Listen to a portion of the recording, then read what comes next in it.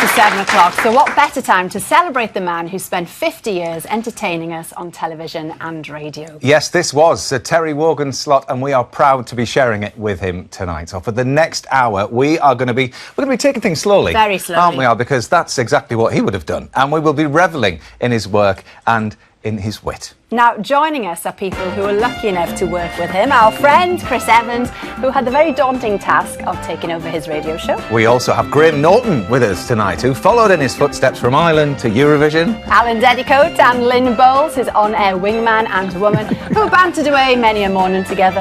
Yes, and later Sue Cook, who presented Children in Need alongside Sir Terry for 11 years. So welcome to you all. It's a bit to see you. It's a shame on such a sad day, but what a collection of people we have. And I know, Chris, that you would have been absolutely knocked sideways by the news yesterday morning. Where were you and when did you hear the news of Sir Terry's passing then? I woke up yesterday morning to a message from our boss at Radio 2, Bob Shannon, and he said, it was a voice message, he called me earlier on. I was asleep for once in the morning, and he said, can you please call me back very urgently, there's something you need to know. And so I called him back and he told me. It's 8:15. With that, I mean, so many memories must just flash before you. And, I mean, if there was one, I mean, we're going to be talking for an hour all about this, so don't feel the pressure at all. But if there's one kind of vivid memory that you have of Sir Terry, what would that be? And Chris, we'll start with you. There are so many. And today, you know, the last 24 hours have taught me more about life than the last 24 years. And, you know, I knew Terry relatively well. Graham knew him well. Deadly and Lynn knew him better than we did. But, you know, the first time I met him was 25 years ago-ish. And straight away, he was so welcoming to me. You know, he took me under his wing, and I didn't deserve it at the time. You know, I was an idiot, as he would say. Yeah, wayward, to say the least. And and he was so nice to me. He invited, when I was on Radio 1, he was on Radio 2. He invited me over to his studio to break the bread, and then very quickly after that, he said, "Look, we do wake up half the nation every morning. Why don't we get together one day and chat about that a bit?" So he invited me to go and have a game of golf with him, which was brilliant, to play golf with Terry Wogan. The man who responsible still holds the record for the longest ever televised putt. Yeah. Which I think was his proudest professional achievement. I'm not surprised. Other than Children in Need. Yeah. And so I went over to his house, which was just, you know, when you imagine somebody's house and it's never like you want it to be. This was exactly like I wanted it. Big gates, crunching gravel, Terry Towers. Yeah. And you've been? No, okay. Never. And absolutely gorgeous. And I'm thinking, okay, I must play well today. But of course, we weren't going to play golf straight away because we were going to have lunch. And before lunch, we were going to have a drink. And he opened a bottle of pink champagne at 11 o'clock in the morning. Ooh. And I thought, oh, here we go. Within an hour, that had gone. And then Lady Helen had prepared a lunch, pre-prepared lunch, because she was off to play bridge with her pals that afternoon. Again, perfect.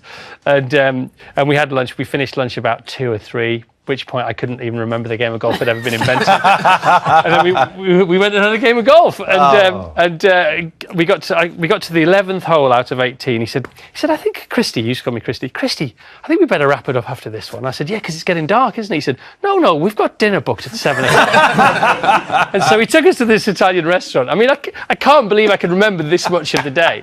And then it got to about 10:30, and we both had to be up to do our shows the next day. I said, Terry, I think we'd better go now, you know. And I wasn't one for calling an early night, you know, especially at that time.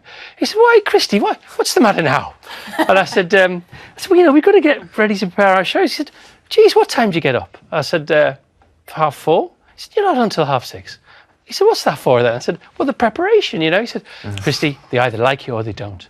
And that was the best thing I'd probably ever heard about broadcasting, and ever since. But the last 24 hours have been incredible, because the more you think about how he was, the more you sort of realise that you didn't observe that at the time. He always had time for people after the show, time for his pals, time for the team, and time on the radio and time on telly, like you said. That's right. Yeah. And that's why he could be so funny. Because he gave himself time to think of things and listen to things and orchestrate and use that wit, that vocabulary that he had. How about you, Graham? Well, I must say, I love that Sir Terry Wogan was the one leading you astray. For me, it's just about how funny he was. I just remember just laughing like a drain when he used to do like his roundups of the Dallas, what had happened in Dallas the night before, or or the Janet and John Yes, stories. Fantastic. And that thing you were saying too, that things you didn't appreciate fully at the time, like the way he used language, the words he would use. Like, we'd never heard the word ginormous before he said it. I'm sure, I don't know whether it existed or not. But he was very well read, wasn't he? He was incredible. Like, his vocabulary was immense. So weirdly always prepared in that way, because he knew where he kind of wanted to take things and what have you, and so he was prepared in his own way, even though it looked like maybe he didn't want to do a lot of prep. But we also want viewers' help tonight, don't we, Al? We do. Now, this is your one show, so if you ever met Sir Terry, please share your pictures of you and him together. We'd love to see them. Send them in to the usual address and we'll show some a bit later, won't we? Now, as well as everything else, of course, Sir Terry made many television documentaries. One of the most recent was when he toured the UK in a black cab in search of the best British food. His driver was Mason McQueen, and he was out and about early this morning in search of more memories of the great man. So first stop memory lane, Esther, and your fondest memories of Sir Terry? It's the first night of the first Children in Need. We were facing 10 hours of live television and autocue broke. It could have been a disaster with anyone else, but of course Terry, as you know, loved unscripted. He loved mistakes, and we just bantered. There was no feeling of fear on my part because I had, unflappable T. Wogan next to me. When I first met him, I came home and my wife said, "You're talking like Terry Wogan." I went, "Am I?" Like this slight Irish lilt, I said, "I've just been round him all day. He just has this effect on you."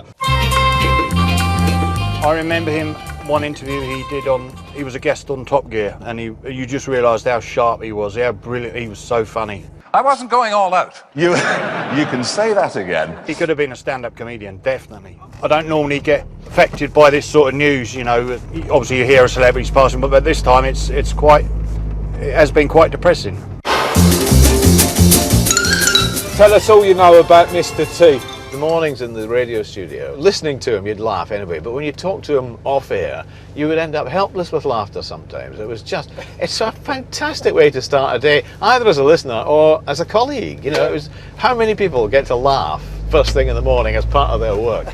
And we did. It was fantastic fun. Whenever I think about him, I just smile. You can't help it. Exactly. And that's how he'd want us now. Oh yeah, well I used to watch that programme, Blankety Blank, Checkbook and Pen. We didn't get television till later on in our teenage years, where we came from, but Blankety Blank was the big one there. My mother lived for that show. You'd be proud to be seeing an Irishman making it over here and doing well, and everybody seemed to love him. You're a fan of Terry Wogan? Of course, I've been a fan of his for years. And I like Eurovision, but I like tuning into it to see what Terry says. This is my favourite bit now, because I was reared on diddly-die music. When somebody's silly or not very good, to hear what Terry would say about it. This'll win. How are you? You alright? Oh, sad. Yeah. It's like that, isn't it? But he wouldn't want us to be sad, Gabby. No. You know that. No, I know. I did my radio show yesterday and everyone was saying, how could you do it? And I said, well, because if Terry was there, he'd kick me up the bottom and say, what do you think you're doing? Just entertain. That's what you're there to do, entertain. Yeah, he didn't take it too serious, did he, Gabby? No, but the only thing he took seriously was his love of his family. And I think everybody's talking about their wonderful memories of him and everything, and people who knew him and worked with him. But it's his family. My heart's breaking for the family, and he adored his family. They came first. Helen and the kids came first.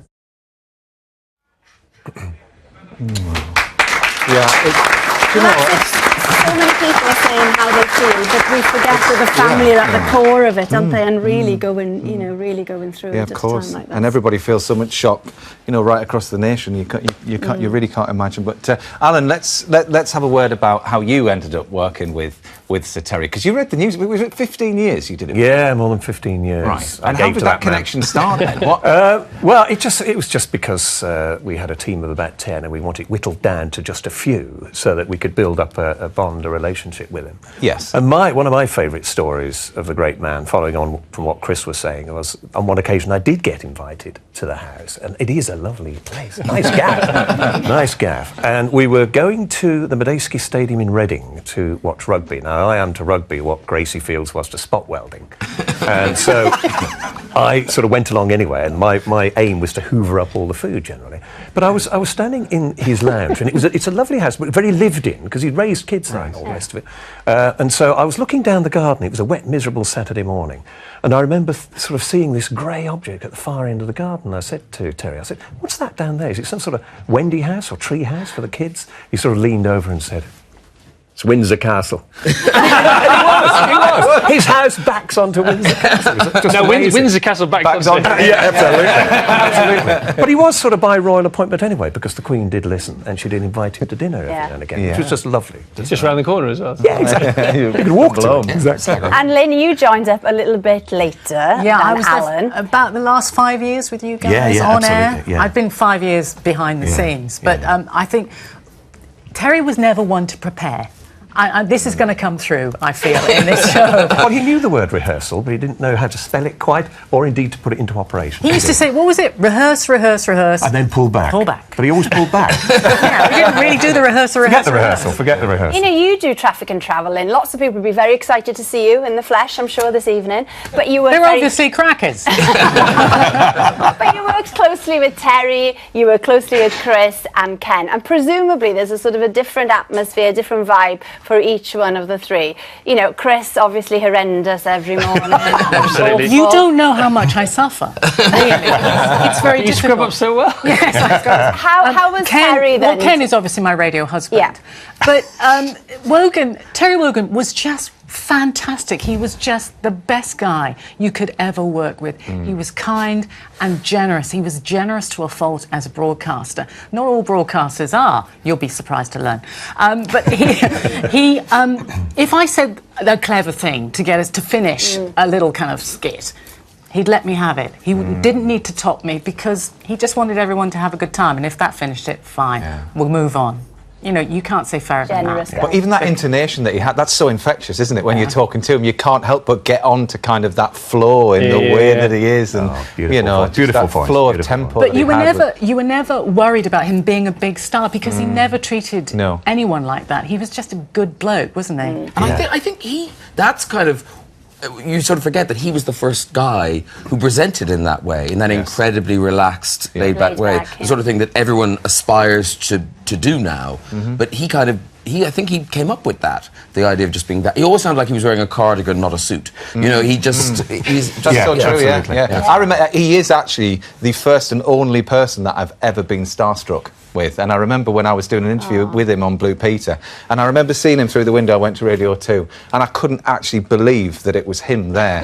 And I thought, and he just made me, like you were saying, Chris, you know, he made me feel so at ease. And I thought, if I can get through this, I can talk to anybody. And he was just so magical. And he said, look, I'll stay till the end of your film, and don't worry, all the bits you need to do, I'm here for you, don't you worry. But it was that relaxed thing, because he knew that if he was relaxed, the show was relaxed, and listeners and viewers, there's nothing like what they like more in entertainment television than a relaxed watch or a relaxed listener. It really works, and it really communicates. And that was it. Graham's right. He originated that, and because he was sort of half a decade older than the Radio 1 lot when they started. So in 67, he was 5 or 6 years older. He was almost a generation older. So he was never really a disc jockey. He was something else, more of an observer, really. And the thing about Terry is he was intelligent, and disc jockeys aren't. We're simpletons, you know. That's the deal. So he makes us sound even more stupid with his wit. And we were saying, you know, if we could have most of us, if we could have 10% of what he had, we'd be 100% better. He was just on a different level. You know, at RTE, he was an announcer and a newsreader as well. He was taken very seriously, and a teacher. He taught people to present. Absolutely. That was amazing. Well, Terry once said, my opinion has the weight of a ton of feathers, but of course he meant that to be taken with a huge pinch of salt. Yeah, and seconding Chris there, nobody knew more than him about what made great radio. He started at the BBC in 1967 after making his name in Ireland. At its peak, Wake Up to Wogan had 8.1 million listeners. Although he always said he only ever had one.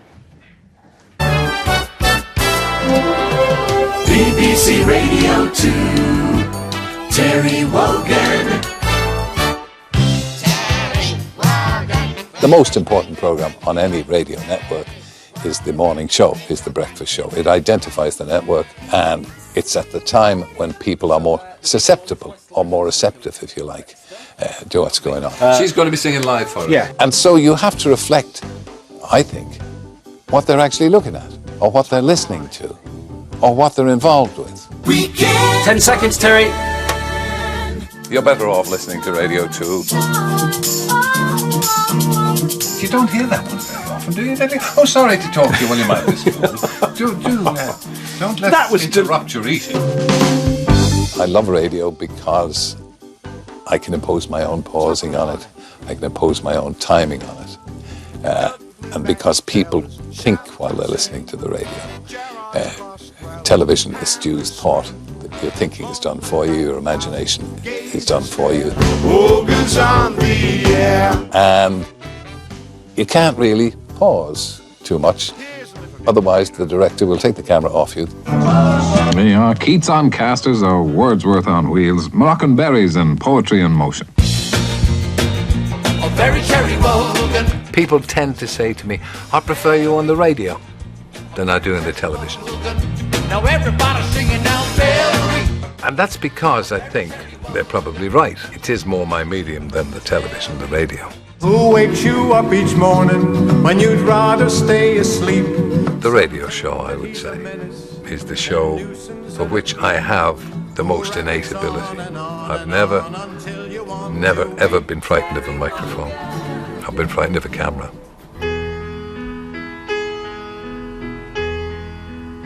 And I've never doubted my ability to speak into a microphone. And I've always been able to do it. Television took an awful lot longer. And yes, it's fun and a great challenge to do the big things particularly. But my first love, my first job was radio. And that's the thing, I think. They'll probably have to drag me away from the microphone when they decide to elbow me. I should cling to it. There'll be a lot of tears and screaming. I'm going to miss you. Thank you. Thank you for being my friend.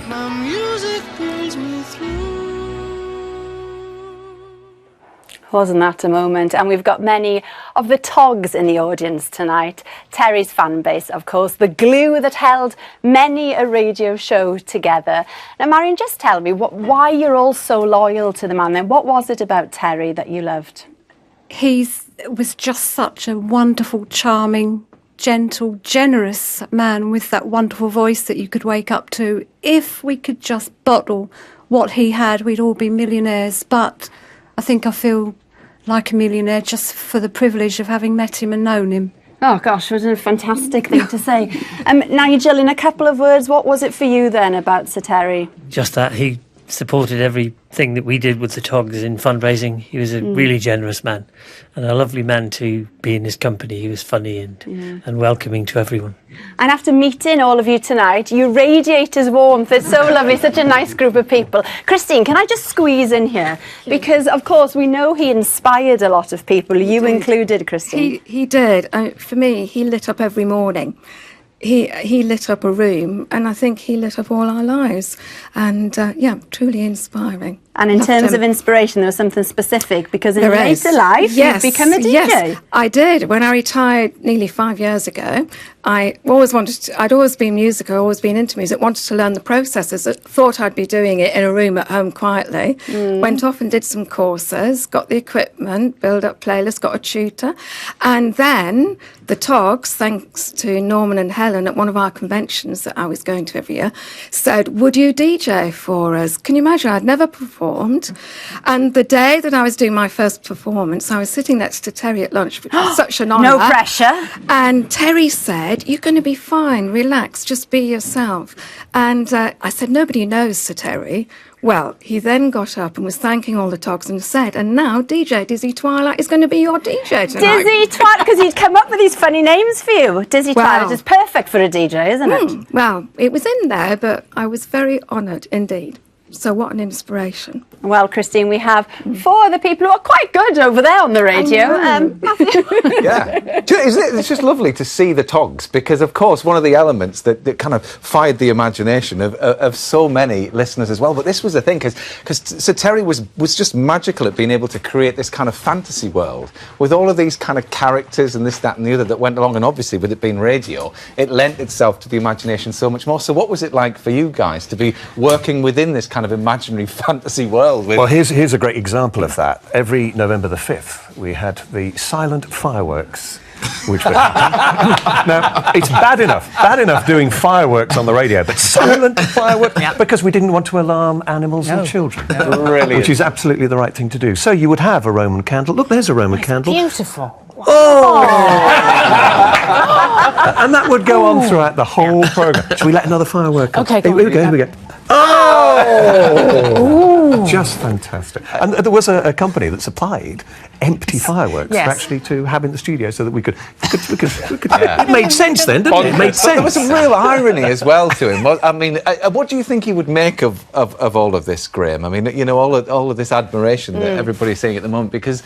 He's very self-deprecating, he was so wasn't he? You know? He wasn't there, but I think he did know how good he was, though. You could hear when he talked in interviews when he was actually pinned down to talk about what he did. He did get it. There was a kind of self-analysis that went on where he understood. But I'm sure he'd be very sort of embarrassed and nonplussed by this. And it is so weird that it seems right that we would gather to sing his praises and everyone's here, but it just I still can't quite believe that he's not here. No, for that sure. we're talking about this without him. Yeah. And the front page of every newspaper today. Yeah. It was like somebody, a minister or secretary of state, or somebody had died, somebody from the royal family, all that sort of stuff. Somebody not but as important. But not as important. But actually, Terry. It was Terry. But it feels right, though, doesn't You just it? wish that he That could he's see on the all of papers. this love. I'm sure he knew. Yeah. But it just seems. Oh. Anyway, now we've talked a lot about radio, but Sir Terry's television career included Blankety Blank, and for 28 years the Eurovision Song Contest. But it was a show simply called Wogan, which brought him regularly into our homes at this very time of night. And there was rarely a dull moment, particularly when certain female guests were sitting opposite him. It was a show that went out 3 nights a week, live. Wogan, you're on. With a live audience, and everyone who is anyone dropping in. The great and the good, the bad and the ugly. They called it Wogan.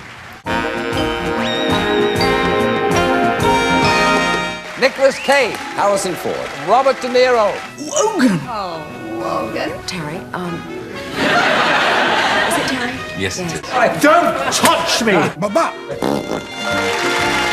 It was a risk that not many people will take. It was a risk that, at the time, many advised me not to take. Welcome to the beginning of what I hope will be a long and happy relationship. You are live, aren't you?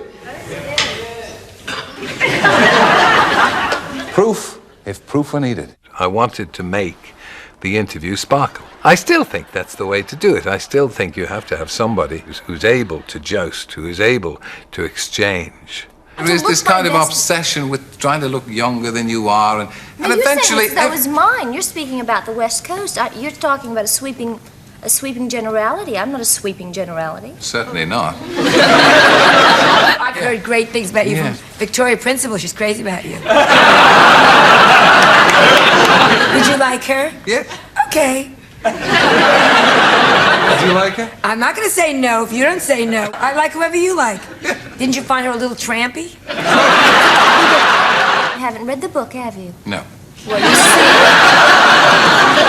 Well, then how can you sit here and have this conversation? With the greatest difficulty. There were women who were so astoundingly beautiful. You could not possibly do anything but react to them.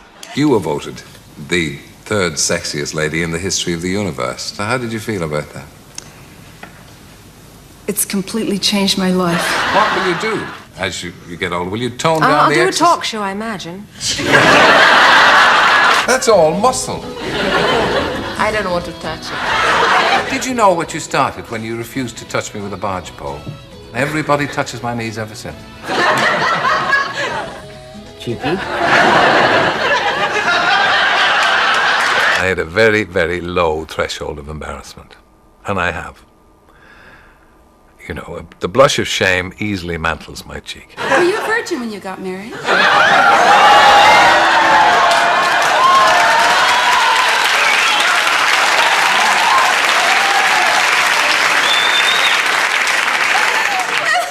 Weren't we all? It's like life. It's going to have it. It's going to have its highs and its lows. Have you been paying any attention to what I've been saying? Of course. They don't seem to make any concession to the fact that you're a woman, do they? No, why should they? I mean, I don't make any concession to the fact that they're men. I'm ready for this. While leaving her moaning low, oh, firefly, why can't I? Oh, how green shoes! Why to set the night on firefly? Shining light on, shining light on, shining light on me. Every evening when the sun goes down.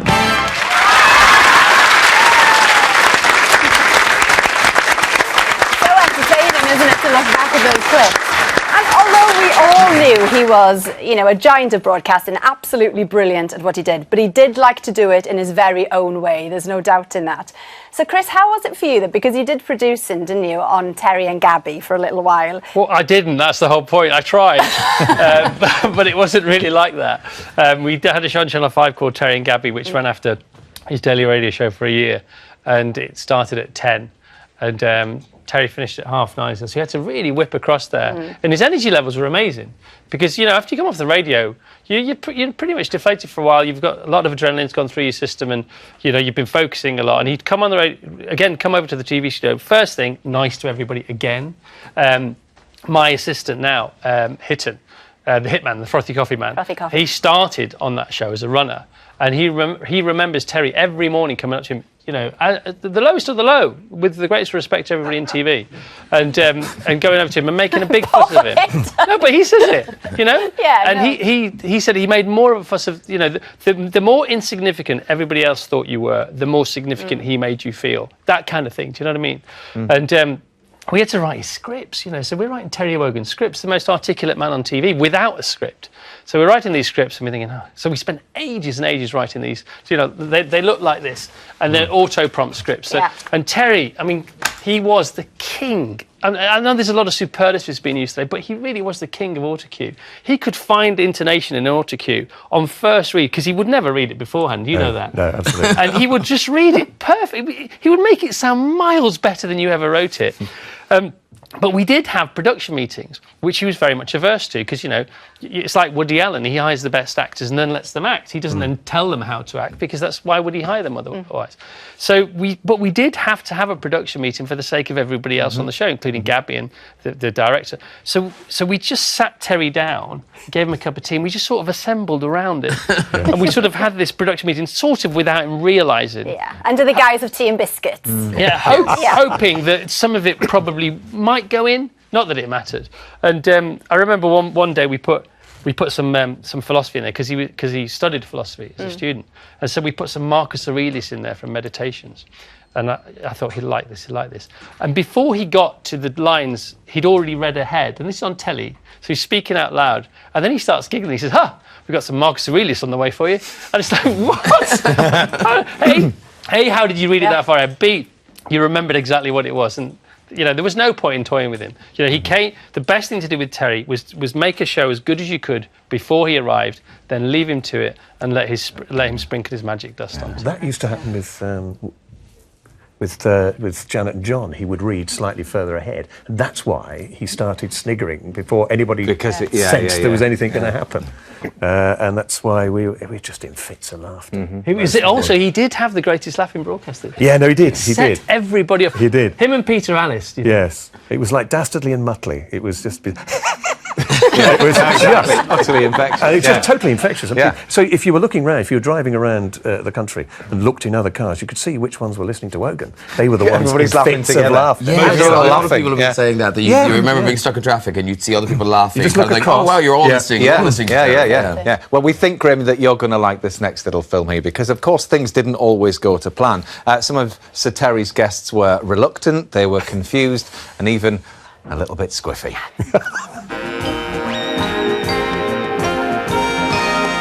It can often be quite embarrassing where the people you've just spoken to refuse to leave the stage. Although you stand up, here we go, folks.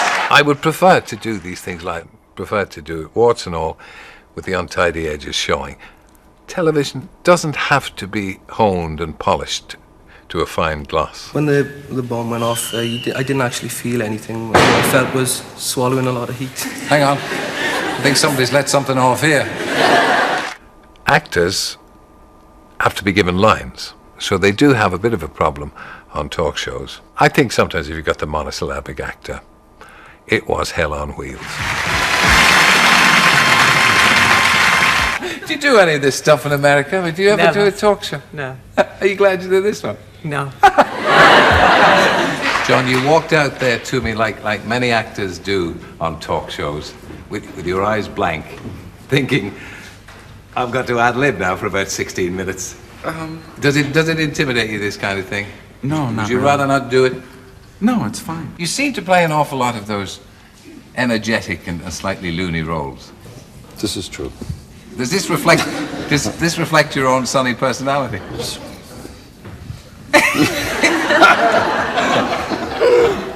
You love doing talk shows, don't you? Ah, it's terrific. You just interviewed what was put in front of you. Which is a bit like school dinners. When are we going to get off cooking and talk about my new book? I don't know, whatever you like. Well, let's do it now. The Duke of Edinburgh scheme become I thought you were going to talk about the carriage driving. Oh, yes, we are. Oh, yes, we are. I know you're enormously popular in England, and I'm thrilled to be on your show. I came on this show to sell a book. If I'm talking to somebody and we get into an embarrassing situation, I want to run away. It'll cost you a Bentley. Do you have a Bentley? No, I don't drive anything. I got banned. Oh, I got him, didn't I? All right. You are celebrating some kind of anniversary, aren't you? Am I? What am I celebrating? Well, I don't know. It says in the card there that you are. It's George Best. And it's at this point I know that George is out of his mind with drink. Keep bringing these melodies in. We've got no idea what they're talking about. And what they're... I mean, they talk loads. Please. Is this live? No, 'tis very. Well, almost. Although he hasn't got a drink with him, and although he's not drinking anymore, he's getting progressively drunker as the interview goes on. He panics. I do, yeah. Can you see it in my eyes? Yeah. Evil has been in control of the planet for 12,000 years. It has been the dominating force. Was it a great shock for you to discover this at 38? Well, I think the... Actually, when I see that again, I'm slightly embarrassed by it. David Icke believes what he believes, however silly we may think it. So I'm delighted that there's so much laughter in the audience tonight. But no, it's a... But just let me say this. They're laughing at you. They're not laughing with you. Fine. I shouldn't have done that. I'm not proud of that. I always knew when an interview went well and when it didn't, obviously. But you couldn't dwell on it. Better go on to another subject, because it's not a very good point. One hears these rumours. If you mean, do I behave on question time like I behave in private when I'm in discussion with 4 or 5 friends, the answer is yes. Why didn't I ask it that way in the first place? What did that card say, that bloke? I never minded if people say, what's on that board there? The floor manager going like that, you know. Oh, did you see that? Did the viewers see that? I think they're giving me the wind-up, Wogie. Wow. of course, we understand the kind of the joy of live. It makes us feel a lot better watching that. I mean, Well, it Bruce does. Willis seems run of the mill now. I mean, it's fine. Everybody has So it. true. Fine. But the thing is, I mean, that was live. He was out there on his own with a guest, and obviously, you know what he feels like there, Grim. When you observe his technique, and obviously watching him through the years, what did you learn from him as an interviewer? Well, what's amazing about him is that nothing really phases him. You can tell he's sitting there thinking, I really wish this were going better, or, we should say something. But there's a kind of a carelessness about it, kind of all right, don't talk, or, insult me, or he just rolled with the punches. And that goes back to that thing about how incredibly relaxed he was at any time. And it goes also about the lack of preparation. You can only do that if you're quite fluid and you can move around. And that's what he was able to do.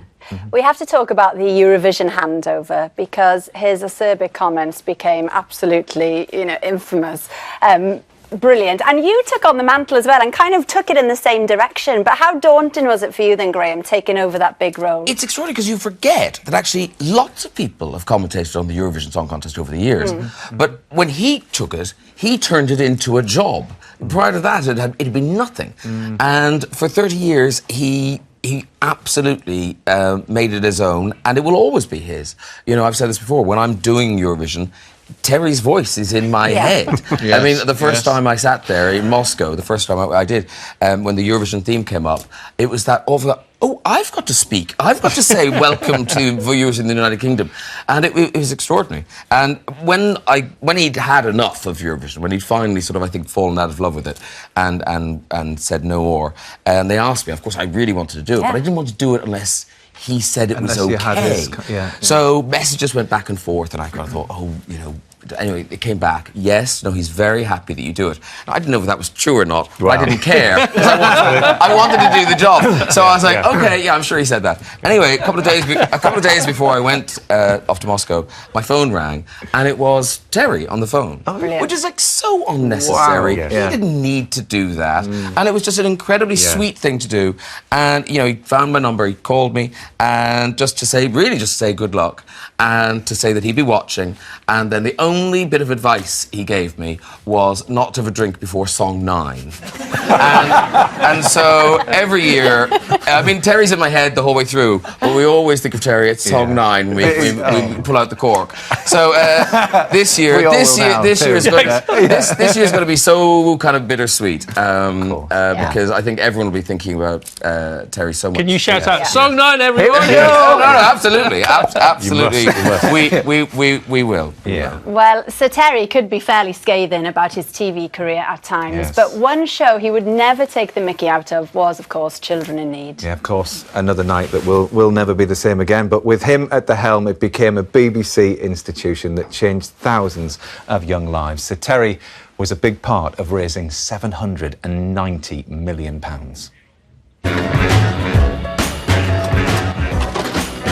Now it's time to pay tribute to a very wonderful and warm human being. But enough of me. If there was a good ship, Children in Need, well, Sir Terry would be the carved figurehead at the front of it. Sir Terry has presented Children in Need for over 30 years. That's over 200 hours of live TV and pure professionalism. Terry Wogan is quintessentially Children in Need. When you think of Children in Need, you think of Terry. And the second I started on that show, he took me under his wing and, guided me through the chaos. Quite moved. He has got the smoothest voice I think I've ever heard. Imagine a suite with Terry Wogan running all the way through it. Sir Terry Wogan is the linchpin in Pudsy's nappy. Oh. He's got great energy. You never see him wavering over the night. Hello, I am Gabby Roslin. No jokes, I really have lost Terry Wogan. He might be off having a little tipple on the side. Thank you very much, Charles. As far as I know, Terry Wogan only ever drank water. Terry Wogan, £250 for his time. The show must go on, It's the old pro syndrome, bore everybody to death. Belting idea. What? He just gets dealt curveballs all night. Pretty smooth, eh? If you've been watching from the start, And even I haven't been watching from the start. He doesn't have to unwind after he's been on stage. He's relaxed on stage. And that is why he's a great host for the evening. I'm not really with you now. Doesn't matter how chaotic it is, he'll just rock on the balls of his feet and just go, oh, ah, oh, Just caught a glimpse of myself on the television. How have you been able to watch this all evening? Tonight, we can all make it count. Really count for the children. He's passionate about the charity himself. He's passionate about what it stands for. Keep the donations coming in, please. I hate to nag, but we got to do better this year. All that fine work that contributed to him becoming Sir Terry. Oh, we're glad that you're here, but show us the money. It's Terry's show. Children in Need is Terry, and Terry is Children in Need. Isn't that heartwarming, everybody? He's a legend. He is a legend. He's a legend. Deepest respect for that man. I've always loved him. He is a national treasure. And it's just great to be able to say I worked with Terry Wogan.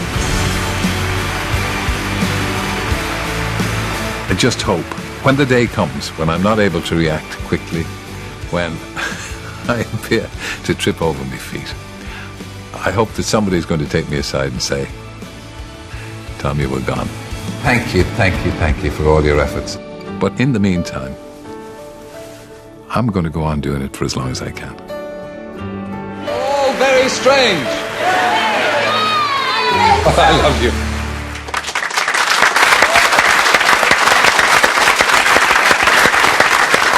I'm going to say that again, £790 million. He was such a big part of raising. We're now joined by Sue Cook, who presented Children in Need with Sir Terry. It was 1984, your first Yes, that was year the very of the telethon. first year. They made it 7 hours long. It started Right. at 7 and went on till 2 in the morning. So a daunting prospect anyway. Yeah, What was your memories of that year then? Well, of course, I was terrified, and Yeah, Terry of course, without was saying. really kind of calm as usual. And we had a run through the night before, which Terry didn't come to. And when I say run through, of course, that's a very loose phrase. We had a script that thick, and you looked at it, and it said TBA on every page. Oh, right, so we called it a rumour sheet anyway. But so we didn't really know what was going to happen in the 7 hours. And since you couldn't rehearse 7 hours anyway, Terry's view was, well, we won't rehearse anything at all. bother? Yeah. I'll stay in bed all day, and I'll come into the studio about 6 o'clock. Uh-huh. And that's what he did. But we had, of course, 20 million viewers in those days because there weren't all the TV channels there are now. So you just knew that everybody was watching. So it was very frightening. And how did you then, Sue? Because I know from experience, he sat here, Sir Terry, instead of Matt on a couple of occasions. And his timings, well, I mean, they're anybody's guess. But also, it's quite hard to get a word in edgeways.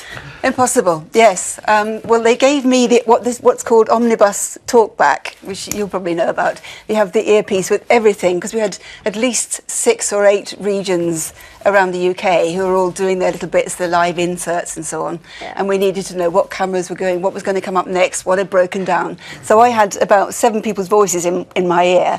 Terry, sensibly, had just one voice, and that was the director. So it was my job as Mrs. Sensible from the Current Affairs Department to come over and do the sensible bits and introduce the films about where the money went, and to make sure that Terry shut his mouth when the news was coming up, because he just wouldn't. So I ended up, going, putting my hand over his face. Once I just went and sat on his lap, just to shut him up. I always had tremendous respect for Sue, because whenever the going got tough, he would just sit there and go, Sue. How harsh? He wasn't that generous then. How harsh is that?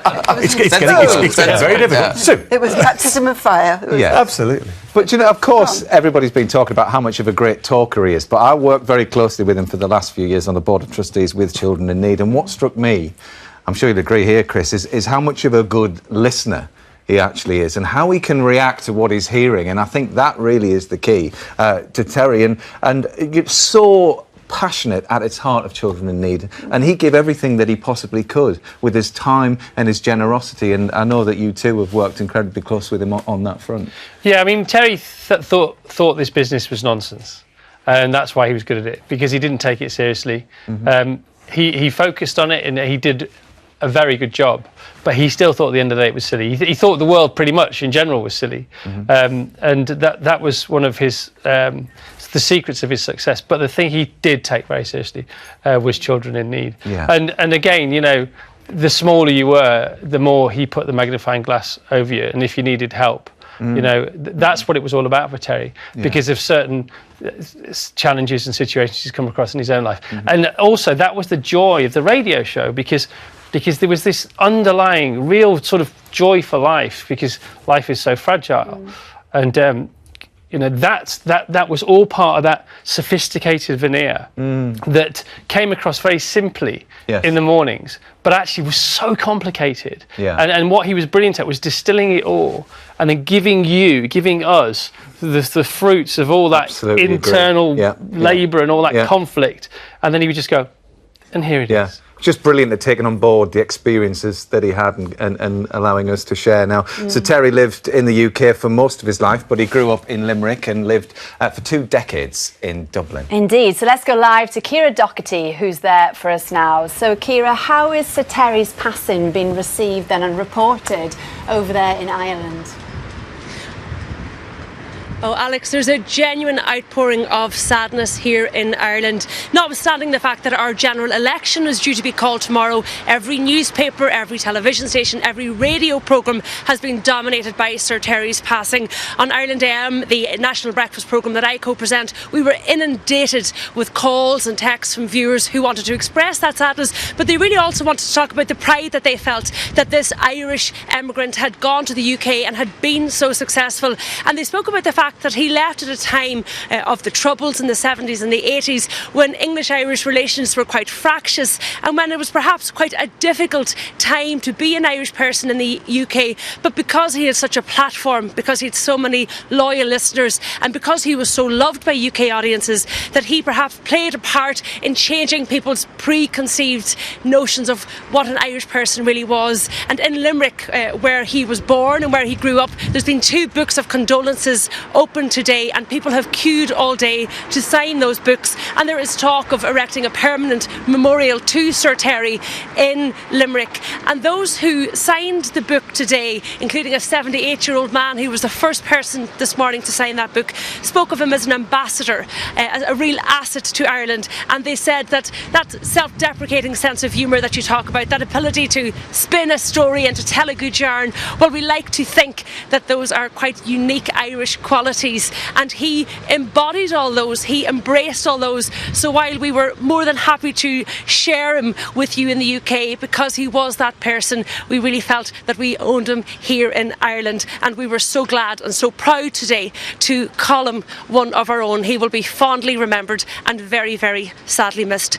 Back to you in London. Oh. Thanks, Ciara. Thank you. And Graham, of course, he was a trailblazer for Irish talent, for you yourself. Well, he made it impossible at a time when, you know, Irish people left really to come here to, you know, work in the buildings or whatever. Here was this man. It was Eamon Andrews and him, and then Terry just took off. And he had that thing about how the Irish accent is classless, because you always said it would be a disadvantage here, and he was the first person I ever heard speaking about how it was an advantage to be an Irish person here.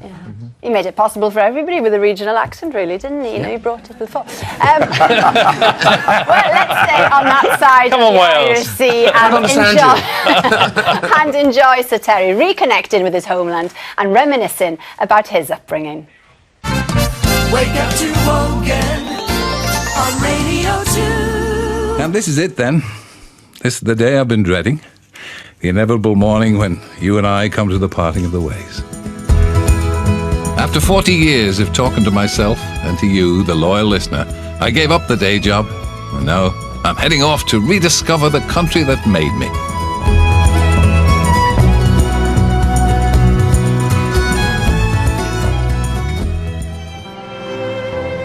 We're about to arrive in Limerick. This is where I was born, where I lived until I was 15. I'm coming home. Apart from being my birthplace, Limerick's other claim to fame is that it lies on the mighty Shannon, the longest river in the British Isles, running as it does all the way up to the border with Northern Ireland.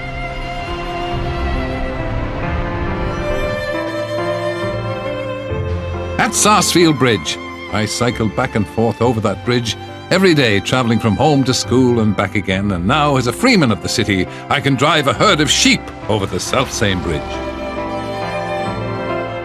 And this was the school, Crescent College, run by the Jesuit fathers. The building's still standing. Hope the same can be said of my old school friends. Look at the boys, look. I thought you'd be running to us, kind of with open arms. I've just had my knee I say, replaced. Sebastian, I haven't seen you for years. How are you, son? They're Jim Sexton, Bobby Mulrooney and Mick Leahy. See you. How are you getting on? I'm carrying on. The building is still used as a school, so I hope it hasn't changed too much. I haven't been through these doors in 60 years. No, that was before us. Ah, no, I remember. Crescent College was run on a diet of study, rugby, prayer and punishment.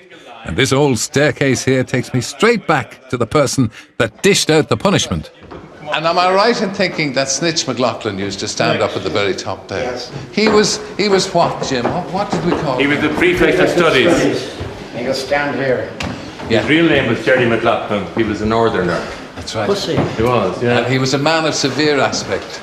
He was. He was very strict. And as you quite rightly say, we were all in a certain terror of him. Yeah. Remember, you got a docket when you were punished for not knowing something. Your teacher wrote out a little docket. Six and best. Had the whole morning or afternoon to think about it. And he was the executioner. This is where you used to go to get your hands knocked off. Correct. My screams could be heard all the way down O'Connell Street. We're coming down onto O'Connell Street now. You see? That's right. You see that thing on the corner? That's the father's house. That's the Dad's old grocery store there. It is, yeah. It's now a clothing store, but if you look very carefully at this rare old photograph, you'll see Leverett and Fry on the far right. So this is where it was. Do you remember? The Dad used to carve the ham around about here. That's right. Yeah. Which, when you think about it, he was handling all this exotic foodstuffs. Yeah. And he was actually an expert in meats and the cooking of meats and hams and stuff like that. And my dear mother, God rest her soul, was the great destroyer of meat. She was. She did the incineration technique of cooking. Auntie May used to say, Rose couldn't boil water. That's right. That's my mother, Rose. Now the moment I've been waiting for, Elm Park, is where Brian and I were born, where we spent our childhood. And for the first time since we left Limerick over a half a century ago, we're going home. 18 Elm Park, Limerick, eh? That's it. Look at it. In this very bathroom, Michael Wogan used to sing every evening as he shaved. He used to sing songs like Dead for Bread and Valentine's Goodbye to Faust. That's right. And he used to deafen everybody within a radius of 100 metres. But he always shaved the night before. Meticulous man. And I learned the floral dance because in this very bathroom, he used to sing it here. That's right. Michael Wogan. But here is echoing. Baritone extraordinary. Each one making the most of his chance, all together in the floral dance. After driving nearly 2,000 kilometres around the old Emerald Isle, I'm back in Dublin. When I was 15, 1 hour ahead of the posse, we Wogans moved here from Limerick, where I'd spent my childhood. 12 years later, I made Helen Joyce the happiest woman in the planet by marrying her.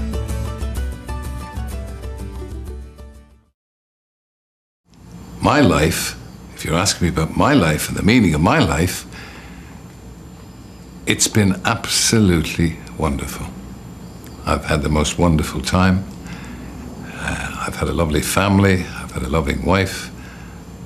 I've had success in the material world. I've done something I wanted to do. I've had an ideal life. So I can only tell you what it means to me, which is happiness. Well, as we said, our thoughts are with Sir Terry's family, and Mark, his son, has sent a letter to you, Chris, that he wanted you to read on the show tonight. Yeah, he sent this just before the show, just before we came on the air. Everybody's reaction has been amazing and lovely today. If you could deliver the following words on our behalf, we would be most appreciative. I and the rest of the family would like to keep our grief private for now. We as a family, though, are overwhelmed by and grateful for the love and support displayed for our beloved husband, father and grandfather. He would have been embarrassed by all the fuss, but we thank you from the bottom of our hearts. Thank you, Mark. Thank you. Well, we're going to finish with a little bit of music this evening, and it's because the thing is that Sir Terry wasn't just a broadcaster; he was also, very briefly, a pop star. It's true. In 1978, after entering listeners with his own rendition, after entertaining listeners with his own rendition of the Floral Dance, he released the track by popular demand and even appeared on Top of the Pops. Yes, he released the single with the Brig House and Rastrick Band, who are going to be playing us out very shortly. They're behind us. Standing by. Is here. He's been reunited. I'm so pleased you did this because the last time he did this was 1978, wasn't it? For This Is Your Life, isn't it, Terry? That's correct, yeah. Wonderful. Well, listen, we'll let you get prepped. Keep your hands warm because it's about to happen very shortly. That's all, though, we do have time for tonight. Thank you so much to Chris, to Graham, to Alan, to Sue and to Lynn. And our thoughts, as we said, are with Sir Terry's wife, Helen, and children, Alan, Mark and Catherine. Thanks to everyone as well who sent in their photos of them with Sir Terry. Keep an eye out because they'll be coming up very shortly. Yes, we'll show them while we hear the music here. Now, tomorrow we're going to be live from Hebden Bridge, where the flooded Shoulder of Mutton pub will become our studio for the night. But we will leave you with two thoughts from Sir Terry. Time flies like an arrow, but fruit flies like a banana. Yes, and his golden rule of broadcasting was get on your toes, keep your wits about you, say goodnight politely when it's over, go home and enjoy your dinner. Well, on that note, playing us out, it is the Brig House and Rastrick Band with the Floral Dance. Good night. Thank you.